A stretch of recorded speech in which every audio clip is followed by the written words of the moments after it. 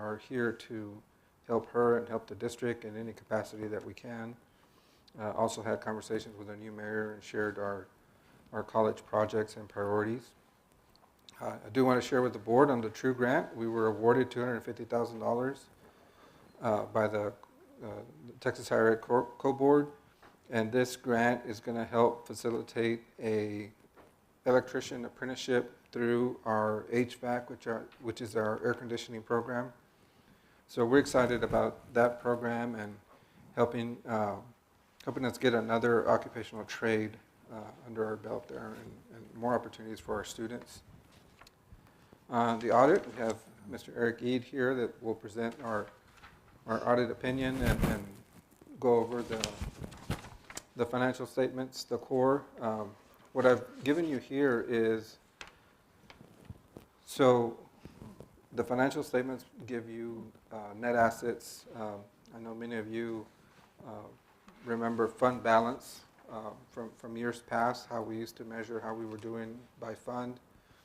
And so what we started doing is taking out those GASB entries for allowing for pensions and health insurance and leases to kind of get back to what an equivalent fund balance would be. So there you have our unrestricted. If we had a fund balance, it would be $13,826,000 compared to 2017, $1,021,000. So again, we take net assets and get back to a fund balance. And you can see the different categories there. Total fund balance, 23 is $46,265,000 compared to 2017 of $18 million. And that's just to give you a perspective, because I know net assets don't always reflect how we're doing. I think the fund balance is a better reflection of how we're doing as an institution. And that's really all I have in the President's report. Thank you. Next on the agenda is to consider an act on the consent agenda for the November board meeting minutes. Do you have a motion? I'll go ahead and make a motion that we accept we approve the consent agenda. Got a second? Second. All in favor? All right. We adopt the consent agenda then. Next, we consider an act on the audited financial statement. Mr. Eid? Mr. Eid, you're up.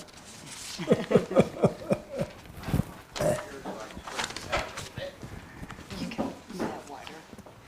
Should have a copy of the audit in front of you. Lisa. Sure.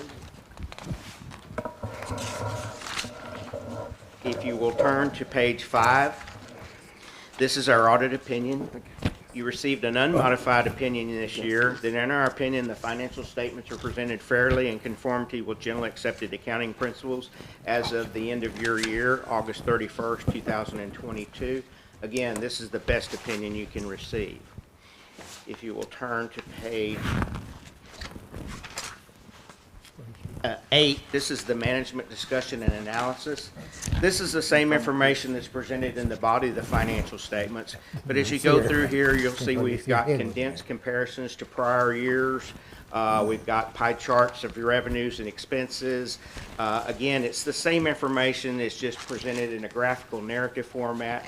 Also, towards the end of the management discussion and analysis, towards page 17, starting there, this is where the college has the opportunity to put in what their goals and their accomplishments have been over the past year. Again, this is something that is put together by management. It's not part of what we do. We do have to audit some of the numbers that are in it, but most of this information comes directly from the management of the college. If you will turn to page 22, this is where the body of the financial statements start. This is the statement of net position. You can see that we have the current year and then a comparison to the prior year. Top part of our page is our assets. The middle is our deferred outflows and liabilities. And then we have our deferred inflows of resources, and then the net position is at the bottom of the page. Going down our assets for 2023, we had total assets at the end of the year of $79,410,000 as opposed to $80,261,000 in the prior year. Our deferred outflow for pensions, OPB, other post-employment benefits were $7.4 million as opposed to $6.8 in the prior year. Our current liabilities were roughly the same as they were last year, $10,954,000 as opposed to $10,562,000 in the prior year. Our long-term or net non-current liabilities were $54 million as opposed to $55 million. So those liabilities did come down a little bit. Our total liabilities were pretty much the same as they were in the prior year, $65,044,000 as opposed to $65,663,000 in the prior year. Our deferred inflow of resources for pensions and other post-employment benefits, and then also for our deferred inflow for the leases receivable, was $10,181,000 as opposed to $11,613,000 in the prior year. Then we subtract all these deferred inflows and outflows from our liabilities from our assets. We come up with what our net position is at the end of the year. And at the end of the year, we had a total net position of $11,644,839 as opposed to $9.8 million in the prior year. So our total net position increased this year, largely due to the investments in capital assets. We had quite a bit of an increase in our capital assets, which we'll see a little bit later on in the report. On 23, we'll skip that because we'll see this same information. This is the foundation. Because the foundation is a component unit of the college, we're required to put the financial statements of the foundation in with this audit. However, the foundation has its own separate audit, and we'll look at those numbers a little bit later on in the evening. On page 24, this is the statement of revenues, expenditures, and changes in net position. Follows the same format. We have the 2023 year, the current year, and then the prior year on the right-hand side of the page. Our total operating revenues for the year were $17,021,000 as opposed to $17,391,000 in the prior year. So we had a small increase in our operating revenues. Our operating expenses were $49 million as opposed to $50 million in the prior year. So our operating expenses went down some.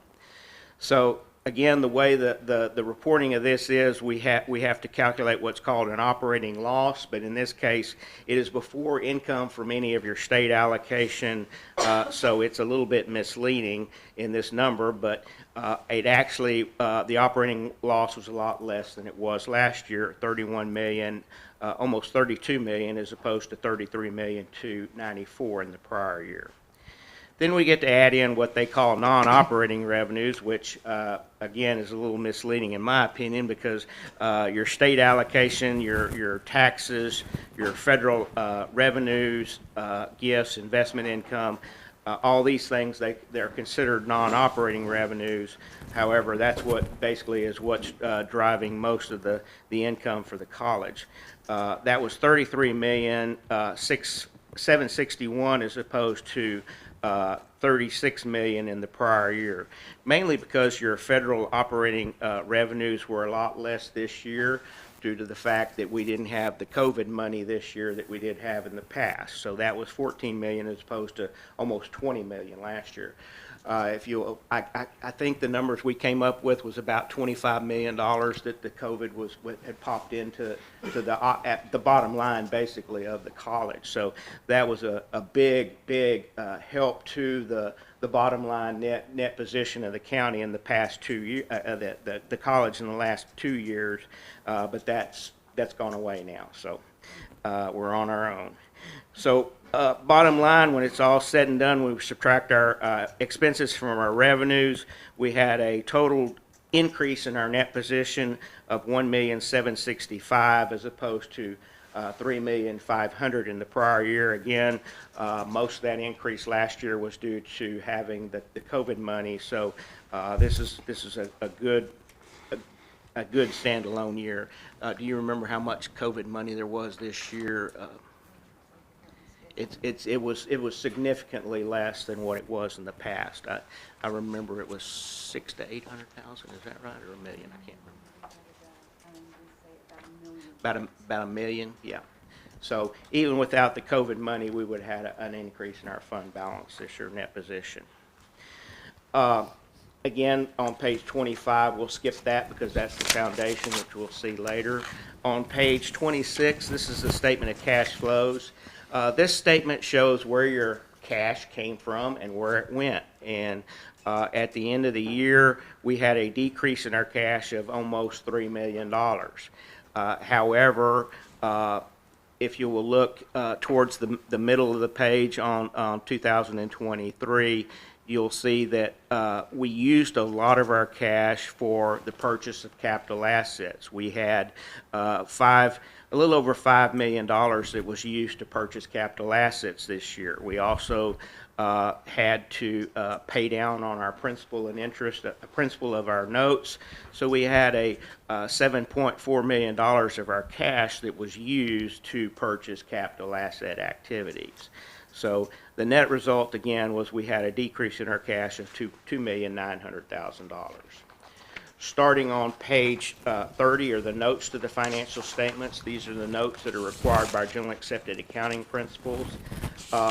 Pretty much basic notes. If you will turn to page 35, this shows a schedule of our change in our property and equipment. Shows what our assets were at the beginning of the year, what our increases and decreases were, and then what our final balances were on the right-hand side of the page. So you can see that our total assets that we purchased this year were $4,646,000, plus we bought the water rights this year of $545,000. So we had about a little over $5 million increase in our assets. Of course, we had our annual depreciation on those, but again, our increase in our capital assets, which we saw earlier in our cash, is about a little over $5 million. If you will turn to page 38, this shows our schedule of our long-term liabilities. We started out the year with $57 million worth of liabilities, including our revenue bonds, our maintenance tax notes, our leases payable, and then also included in this is our pension liability and our other post-employment benefit liabilities. We had additional increases to those of $6 million. We reduced our debt by $7 million. So our total debt at the end of the year was $56 million. So it did come down about $1 million there. And then on the next page, 39, this shows, like on our revenue bonds and our maintenance tax notes, what we're going to have to pay off in the next 5 years and then 5-year increments thereafter. Also, something new that we had this year, we were required to start booking a liability for your the college has a lot of software that they have to pay over multiple years. And so the Governmental Accounting Standards Board has come in and said that we need to book a liability for the future payment of that.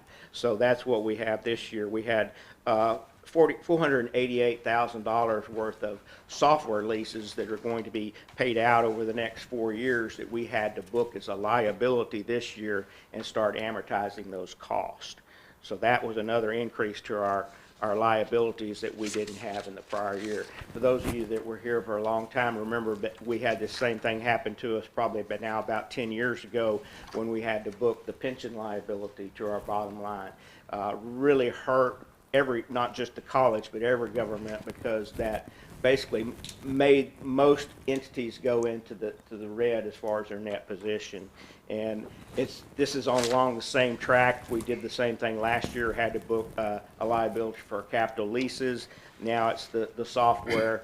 Hopefully the governmental standing boards will leave us alone for a while, because like I say, that's been a big hit to everyone's bottom line. If you will, the rest of these notes are basically just notes that are required by generally accepted accounting principles. They get pretty lengthy every year. They add more and more notes to what we have to put in, but we will skip those. And if you will turn to page 70. Before we looked at your operating revenues in total, and this breaks it down a little bit more in detail by tuition fees, scholarships, and additional revenues. as you'll see, we have a breakdown between our revenues between unrestricted, restricted, and then auxiliary, and then we have a total for the year and then a comparison to the prior year. For tuition, at the end of the year, we had total tuition of $13,600,000 as opposed to $12,008,000 in the prior year, so our tuition went up. Our fees also went up. We had tuition fees this year of $5.7 million as opposed to $5.3 million in the prior year. And then we also have to book a expenditure for the amount of scholarships and allowances that we pay out. When we have tuition for someone who is on a scholarship, we have to book the scholarship of the tuition, and then we have to book the expense of those scholarships. Those amounts did go up again this year. We had $12,120,000 that was paid out for scholarships and grants as opposed to $11 million in the prior year.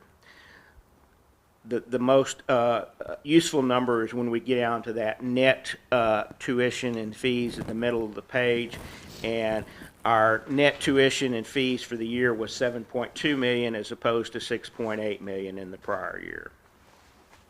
Then we had lots of other operating revenues that amounted to $9,134,000 as opposed to $9,813,000 in the prior year. A little bit, about a $600,000 to $700,000 decrease there. The auxiliary, which is the bookstore, your dorms, daycare, that amount was $639,000 as opposed to $707,000 in the prior year. So when we total up all of our operating revenues, it came to $17 million, a little over $17 million as opposed to $17,300,000 in the prior year. So we had about a little over a $350,000 decrease in our operating revenues. The next page is our operating expenses. Follows the same format. We have our unrestricted and restricted. On the far right-hand side, we have our totals for the year and then the comparison. So you can see the amount that we spent for educational activities was $3,400,000 as opposed to $27,600,000 in the prior year. Our restricted expenditures were $13,282,000 as opposed to $19 million in the prior year. So our total educational activities were $44,734,000 as opposed to $46,756,000 in the prior year. The auxiliary expenses were about the same as they were last year, $1.5 million as opposed to $1.5 million.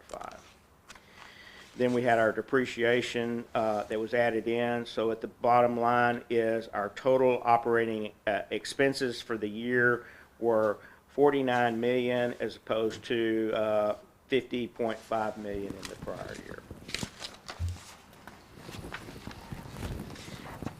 The next two pages are our non-operating, or the next page, 72, is our non-operating revenues. This is our state appropriations were $11,300,000 as opposed to $11,300,000 in the prior year, basically the same. Our property taxes, our federal revenues, our gifts, income, interest income, and other non-operating revenues total to $34,600,000 this year as opposed to $37,600,000 in the prior year. Again, part of that was the decrease because we did not have the federal COVID money this year that we had last year. Then we had our interest income and other non-operating expenses and income, $860,000 as opposed to $859,000. So our total non-operating revenues this year were $33,700,000 as opposed to $36,800,000 in the prior year. Then the next page, on page 73, shows our schedule of net position by sources. We have our unrestricted, expendable, and restricted that is expendable, our capital assets, and then the total. So it kind of gives you a breakdown there of what our different net positions were.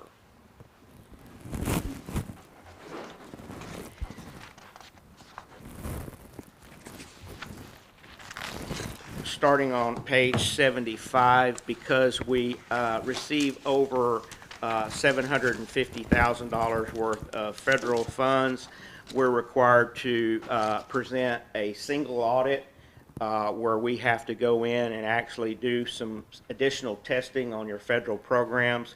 This schedule shows what your total federal program revenue was by various different types of programs.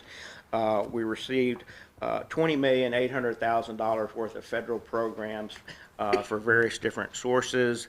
Again, your largest source of federal revenue has always been, and probably always will be, your Pell program.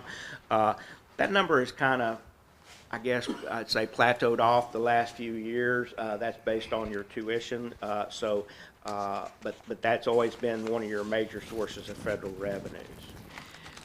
We're also on page 78, because we receive all this federal revenue, and it's more than $750,000, we're required to do some additional testing.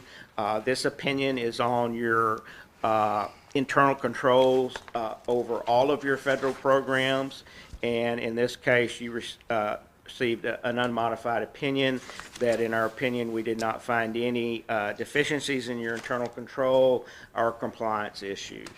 You're also in compliance with the Texas Public Funds Investment Act. Then the next opinion on page 80 is directly related to the major programs that we had to select to be tested because those amounts, like I say, any major federal program that's over $750,000, we're required to do a more detailed audit of that, and so later on we'll see what made those up. But the bottom line here is that, again, in those programs that we tested, there were no internal control problems and no deficiencies in your internal control. On page 83, this is the schedule of findings and question cost.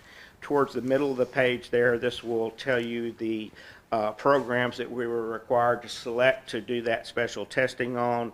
Again, normally we would have to test your Pell program. However, every 3 years we have to pick different programs, as long as those programs make up over 40% of your total federal revenue. In this case, by auditing the TRIO cluster, all of your CARES money, your COVID money, and then the ABE program, we were able to reach that 40% coverage. So these programs were audited this year for your single audit. Also, because you receive over $750,000 of state funding, we're required to do a state single audit also. And in this case, the program that we selected is the Texas Education Opportunity Grant. The thing that we would want to bring out is that there were no findings in question cost in any of these programs that we did test. Starting on the next page, page 84, these are statistical supplements. These are statistical supplements that are required by the Texas coordinating board. These are not audited schedules, so if you have any questions on those, Lisa would be glad to answer those questions. It has some good information in it, though. I've always been really impressed with some of this information, because it kind of, when you get down into head counts and things like that, it's very good information to see the health of the college. Bottom line, like I say, we had an increase in our fund balance. Our net position this year, even with the reduced amount of federal funding that we've had in the past. Like I said, I think that the college has made good use of that $25 to $28 million that they got in COVID money. It's really been a help to the bottom line of the college, and helps the financial situation. That's going through it pretty fast. I didn't want to bore you to death, but is there any questions? I'd be glad to answer at this time. Are we solid? You're solid. You have cash. You have cash in the bank. Yes. It seems like they did a good job, huh? They do a really good job. Thank you. when you consider all the moving parts. I have a question. Going back to the Edward Aram, Texas, how much did we collect There's a schedule for that. there? There's a schedule for that. I can No. find it. What page is that on? It's a note, It's toward the back of the. page 61. Tells you how good I know them, right? Good job. You find it? Yes, sir. Note 20, you see there, the current taxes collected, 6.2 million. Delinquent taxes, 204,000. Penalty and interest, 123,000, for a total of $6.5 million. 6.6. There's not one in the statistical summary. So what, is that the percentage, the total Percentage, 96.2. Wow. Or 96.6. It was 96.2 last year, I was gonna say, that's about average. it's a little bit lower than some of our northern counties. You know, we can achieve a 97 to 98 in some of them, but that's still, pretty good.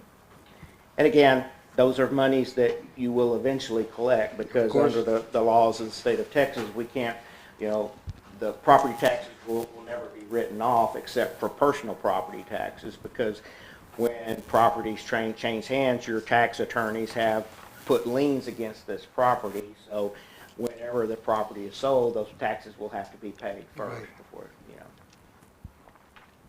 Thank you.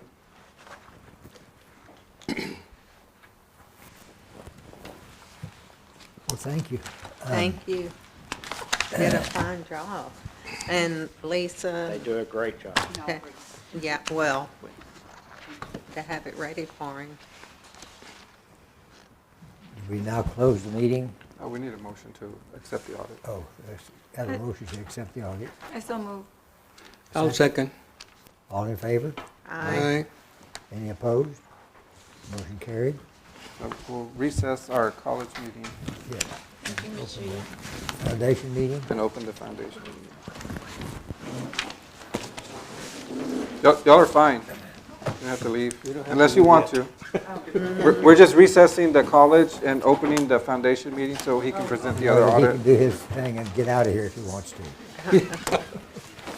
Call the meeting to order. Recognize guests. We have the same guests we had in the prior meeting, with the exception we added a few extras. Mr. Moss, our policeman, Eric Ead, Cruz Mata, and Judy Estrada. Anybody I've missed? There's 4 students back there. We didn't sign up.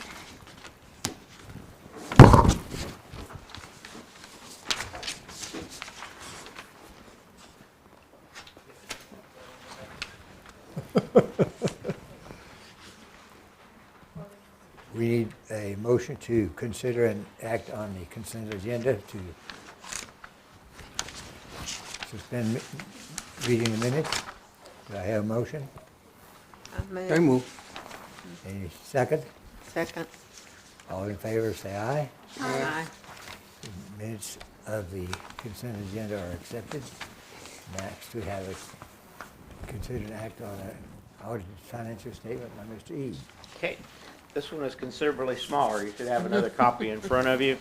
Like I said, because the foundation is a component unit, we're required to include that in your audit, but we also do a separate audit of the foundation, and that's what this is. If you'll turn to page 2, this is our audit opinion for the foundation. You received an unmodified opinion also for the foundation, that in our opinion, the financial statements are presented fairly in conformity with generally accepted accounting principles as of the same year end, August 31st, 2023. Again, this is the best opinion you can receive. Starting on page 4 is our statement of net position, financial position. We have the current year and a prior year there for comparison purposes. Top part of our page is assets. We had total assets in the foundation at the end of the year of $8,860,000 as opposed to $9,115,000 in the prior year. Our current liabilities were roughly the same, $322,000 as opposed to $337,000 in the prior year. However, our long-term liabilities were considerably less, $88,000 as opposed to $271,000. As we'll see later on, this is due to the fact that we're paying down on those notes, and those notes are getting smaller and smaller. At the end of the year, we had total liabilities of $410,000 as opposed to $609,000 in the prior year. So when we subtract our liabilities from our assets, we had a net assets at the end of the year of $8,450,054 as opposed to $8.5 million in the prior year. On page 5 is our comparative statement of activities. Again, the same format. We have our 2023, our current year, and then on the right-hand side, the prior year there for comparison purposes. Our total revenue, support and revenues was $269,000 as opposed to $580,000 in the prior year. You'll see that the big change there was a donation in the prior year of $380,000. I can't remember where that came from. Okay, Union Pacific gave you money last year that we didn't have this year. Our expenses were spot on with what they were in the prior year, $326,000 as opposed to $321,000 in the prior year. We did have a decrease in our net assets this year of $56,000. We add that to our beginning net assets of $8.5 to arrive at our ending net assets of $8,450,000. Again, starting on page 6 is our statement of cash flow. This shows where the cash came from and where it went. We start out with our net change in our net assets, and we arrive at an amount of cash that was provided by operating activities of $231,000. We used some of that cash for investments in short-term investments of $45,000. We also paid off almost $200,000 worth of debt this year. So at the end of the year, our cash increased by $28,000. On page 7 starts the notes of the financial statements. These show these are, again, notes that are required by general accepted accounting principles. I'll ask you to turn to page 9, where this shows what our long-term debt is. We had a total notes payable at the end of the year of $265,000, of which we're going to have to pay $177,000 in the future years. So that's what our total long-term debt portion is, $88,000. These notes are just about to get paid off. It seems like it was just yesterday that most of these notes were started for the investment in the Eagle Pass and Del Rio campuses, but we're getting to the end of the debt side of this, and so soon the foundation or the college will have to decide how they want to proceed with this as far as either reducing rent or leaving it as it is and using the foundation for other purposes. So Scholarships. Again, that's pretty much it for the foundation. It's pretty little. One thing I will point out is on page 11, this is something that we've required to do.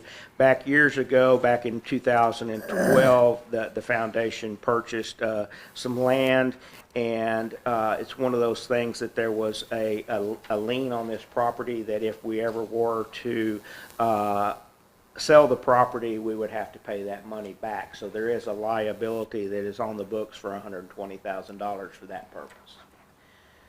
But like I say, the foundation is kind of run its course. It did what it needed to do, but again, that's something that in the future couple of years, this board will have to decide how they want to proceed with the foundation.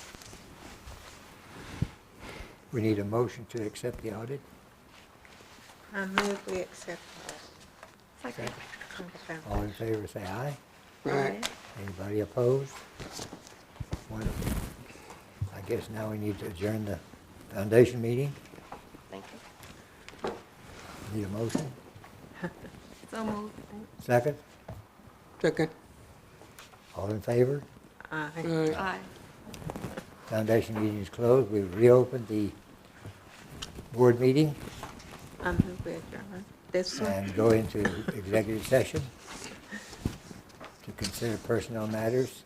The board will convene in closed session in accordance with the Open Meetings Act, Texas Government Code 551.074 to consider employment-related matters.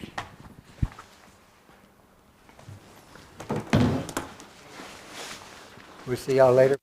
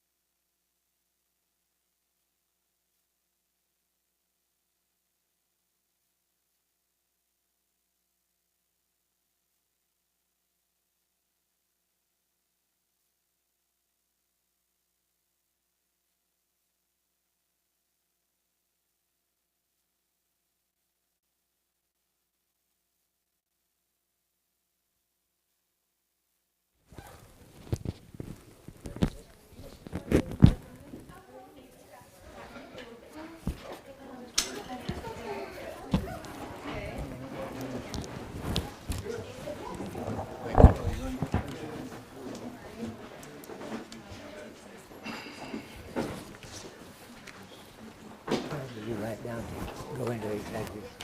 6:38.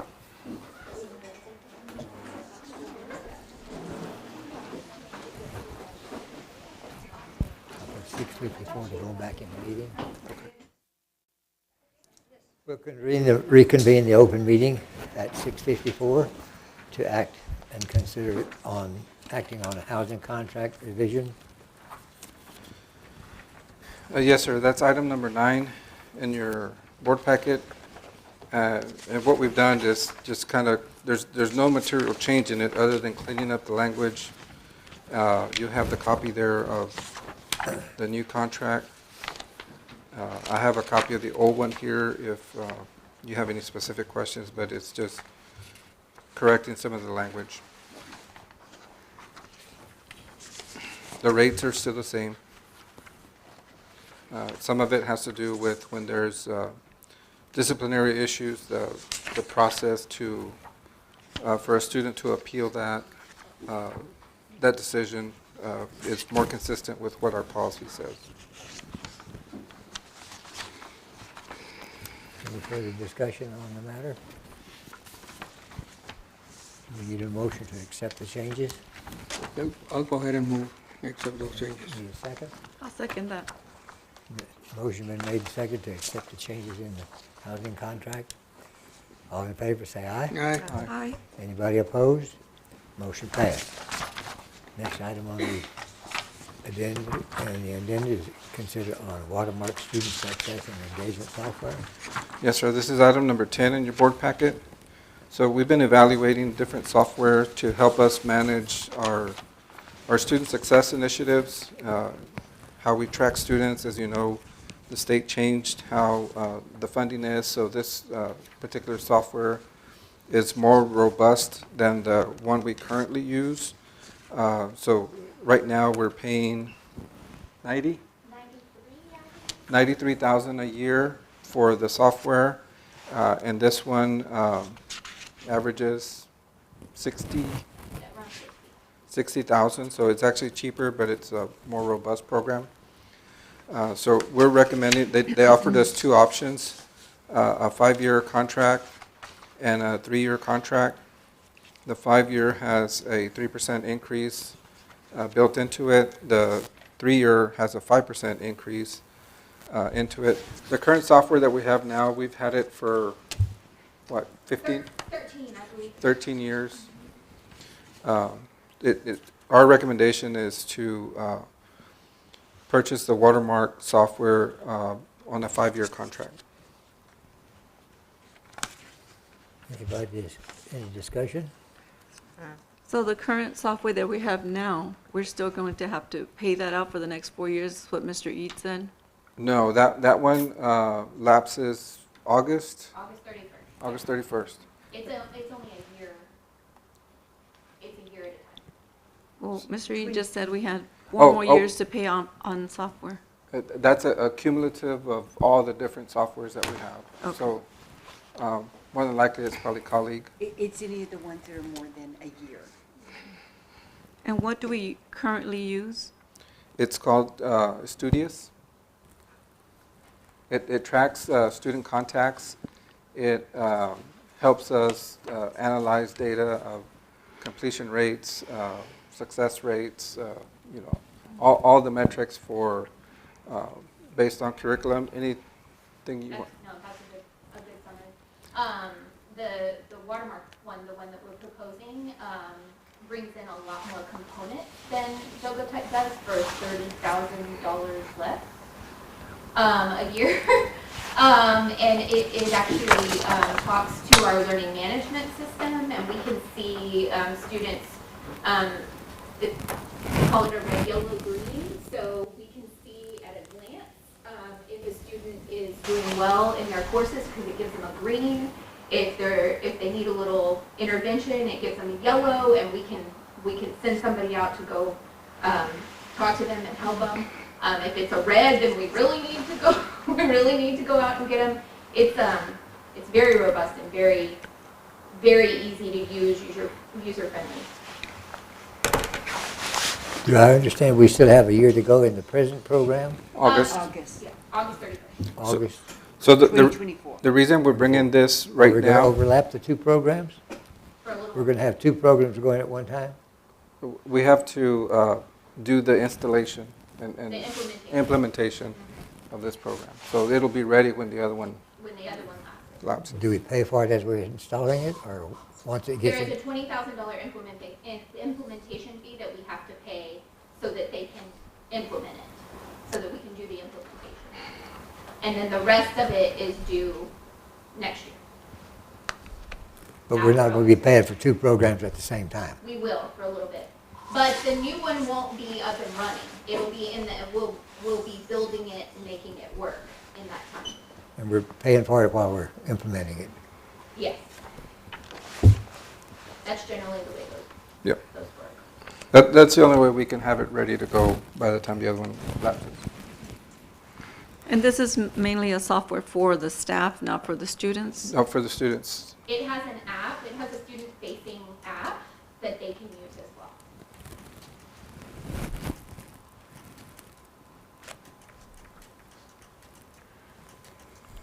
So we What need is- a- So What the is- students see this? Did- Yes, ma'am.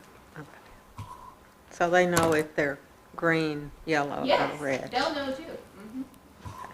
Is this the same as Surge, Sir, that we currently use? No, Studios, you said? It's Judy. It's gonna replace, like, so some of the functions that a Studios provides to us, this product will replace those, but then also be more user-friendly and more robust, meaning more users at the college can utilize it. So the reporting, say for example, an instructor, to go to the instructor level, pull data on their students, their profiles, who's doing well, who's not, all the way up to the admin level, where you can run multiple reports to track it. It should be easier, but also better, if that makes. And it's, one of the big selling points of it is that it's way more user-friendly. So with the Studios, you have to study it. You have to really know what you're doing to be able to use it well. And with this, it's a lot more user-friendly, and just offers a lot more options for us to be able to help our students be successful and get them to the finish line. So we will only eliminate one program, Studios. There is a texting feature within this new product. We have a relatively inexpensive texting platform that we use now that we'll be able to get rid of as well. It's about $6,000 a year. That's good.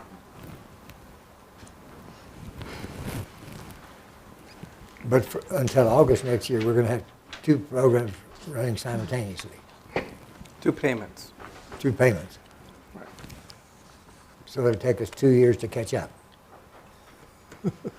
And really over the 5-year period, because we're saving $30,000 each year.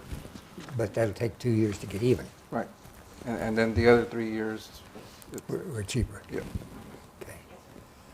All righty. So do we need a motion to accept Are the you Watermark satisfied, Yes. program?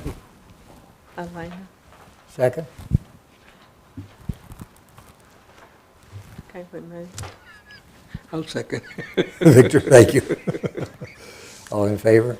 All right. Aye. Motion passed. Next item on the agenda is to consider an act on the Vice President's Student Services. Yes, sir. Hector? I recommend Mr. Cruz Mata for the position of Vice President of Student Services. We're ready for a motion? Sir? So we're ready for a motion. Yes. I'll go ahead and make a motion that we accept the recommendation of Dr. Gonzalez. Yes. Do I hear a second? I second. All in favor, say aye. All Aye. right. Anybody opposed? Motion passed. Congratulations, sir. Congratulations. Or is it condolences? Next item on the agenda is to consider an act on a Christmas bonus. Yes, sir. I recommend that the board authorize a one-time payment to be paid in December, $1,000 to each full-time employee and $500 to each part-time employee. I so move that we accept that recommendation. I'll second. Oh, you second? Go ahead. All in favor? Y'all just got a bonus. There you go. Very good. Thank you. So that's net pay, so that's after taxes, you should get 1,000, and part-time should get 500 after taxes, so we figured that into it, so. Merry Christmas to all. Merry Christmas, everybody. Thank you for all the work you do. Yeah. Next item on the agenda is to adjourn. Do we hear a motion? Do we hear a second? I second. Motion been made and seconded that we adjourn. Anybody against? Aye. You're against? All in favor? Aye. Anybody against? Then I guess we adjourn. We're adjourned. All in favor, adjourn. Leave.